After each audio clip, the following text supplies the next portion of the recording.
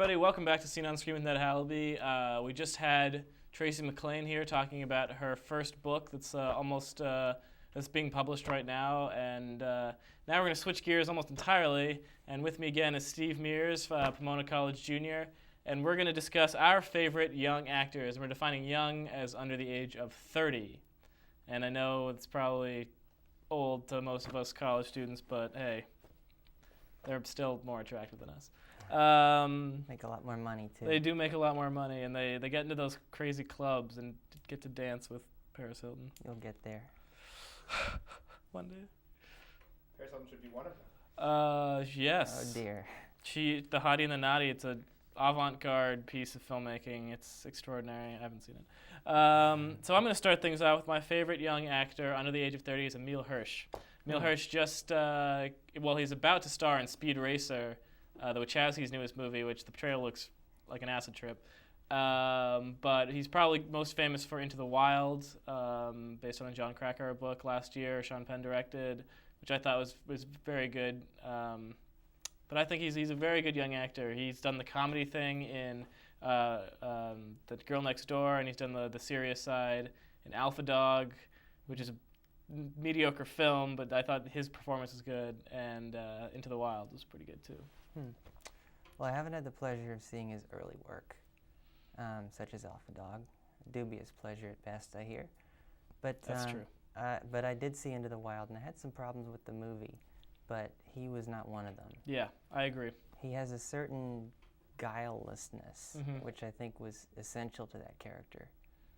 He's got a lot of confidence as for an actor his age. He's only 22 years old, and he's like, I'm not gonna say a young Sean Penn because he doesn't have like the same sort of intensity, but he pulls off his own sort of crazy eye, and maybe not as good as Sean Penn did, but hey, at his age, Sean Penn was still Spicoli. That's so true. We'll give him a little bit of time to grow. And I'm sure Penn, casting that role probably, maybe with some degree of vanity, thought this is a part that calls for a young me.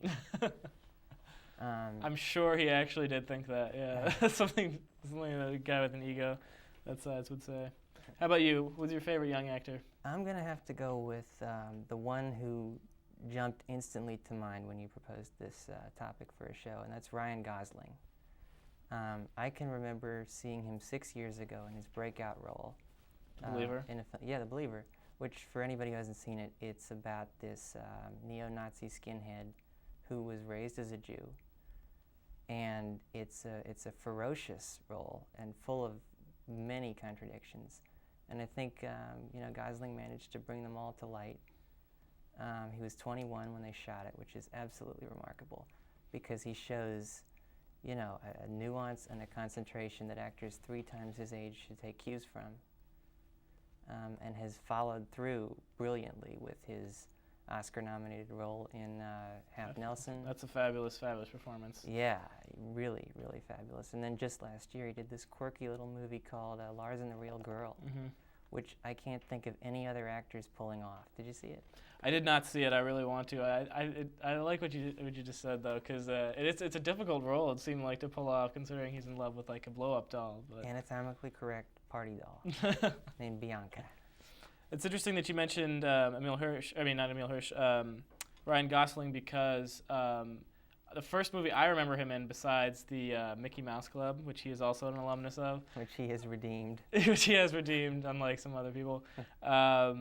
The film that I saw years ago called Murder by Numbers, another very mediocre at best film, but he was phenomenal in it, and he plays his role next to, for the most part, an actor named Michael Pitt, who is starring in Martin Haneke. Hanukkah, is that how you pronounce his name? Yeah. His remake of Funny Games, and Michael Pitt's also on my list because he's another fabulous young actor who was on Dawson's Creek but has redeemed himself for that. He was in what is it? The Dreamers. The Dreamers, Bertolucci. Yeah. Another strange movie, but I thought he was very good, and he's got a certain natural innocence to his look and his demeanor, and when he plays sort of evil or antagonistic characters, it sort of makes it even more fun because he's so derangedly baby-faced, exactly. I'm glad you mentioned Murder by Numbers because I think it's the true test of how good an actor is what he can do with a bad script. Absolutely. You know, you can think of other actors, you know, with phenomenal screenplay landing in their lap, you know, distinguishing themselves. But to make the most of an underwritten role, that takes a special kind of talent. Absolutely. Somebody who I think sums up that greatly is Joseph Gordon-Levitt. My next one. All right, that's great. Because he was working with Third Rock from the Sun for years and years and years. Yeah. I always thought, I never watched the show religiously, but I always thought he was the best part of the show. And roles like 10 Things I Hate About You is one of his first roles, which I thought he was very good in. Also, I thought it was, as far as teen movies goes, it was an above average movie. But I mean, for me, Brick stands out to mind as his tour de force, a movie he really owned, because I think that was a very difficult role to pull off for an actor. Absolutely. For all the actors in that movie, I think that was a difficult role to pull off. Yeah, and Lucas Haas, who played the Pin, who was also a child star. Yes, he was. He was in Witness.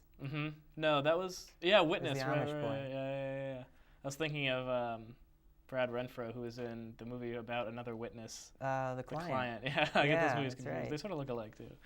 But well, yeah, I mean, the thing I love about Gordon-Levitt is that he is such a great reactor, which I think is another important demand of any actor is you see so many of them just concerned with their contribution. So you see them rushing their lines. You don't see them playing off the other actors very well. But Gordon-Levitt always does that. From his the first thing I saw him in was a movie called Mysterious Skin, which is, have you seen that one? No, I've heard of it though. It was mentioned in an article I read about Joseph Gordon-Levitt recently. Yeah, it's very unsettling. Sounds unsettling. But to go from that to, Brick, to The Lookout last year, he's extraordinarily good at just being in the moment and taking what the other actors give him and then responding. And that's a good segue into Paul Dano, who there are few actors of his age who could even stay on screen with Daniel Day-Lewis. Yeah. And the legend goes that there was another actor who I don't think they've ever really revealed who the actor was cast in the role that Paul Dano ended up filling in There Will Be Blood, but the first actor couldn't stay on screen with Daniel Day-Lewis. He was just too terrified, too stuck in his shoes, and they had to bring Paul Dano in to play a much bigger role because he had the chops. I read that. He was just supposed to play Eli Sunday's brother, who comes to Daniel with the offer at the beginning, and so it wasn't conceived as a dual role for one actor. But you're right, because how many actors have held their own with Daniel Day-Lewis? I would say DiCaprio failed in Gangs of New York. DiCaprio couldn't do it. I think DiCaprio's a fine actor, but yeah, but Daniel Day-Lewis. Those are some pretty big leagues to be playing in. Yeah, for real. That's really funny. It also made it kind of confusing in There Will Be Blood because I was like, is that the same person or is it a different person's twin brother or something like that? He wins the versatility prize too because he had just coming off of Little Miss Sunshine, which is a very internalized performance, to go to this very demonstrative performance, with enough dialogue for 5 movies. Also an alumnus of The Girl Next Door, starring Emile Hirsch. Is that a fact? It is a fact. And also a pretty good teen movie, I'm going to say. We're going to come right back with our favorite actresses. Actually, Stu wants me to mention the auteur Spencer Breslin as his favorite young actor. I mean, I kind of want to drive him and Abigail, off the cliff, but I'm going to say Spencer is less overblown, I guess, a little less hyped. He's a dark horse in the Breslin family. But for Stu's sake, we're going to mention Spencer Breslin's annoying ass. I can see that in his obituary, less, what was the word, bloated? Less bloated. Less inflated than less inflated than his sister, Abigail. Rest in peace. We'll be right back with our favorite actresses under the age of 30. Stick around.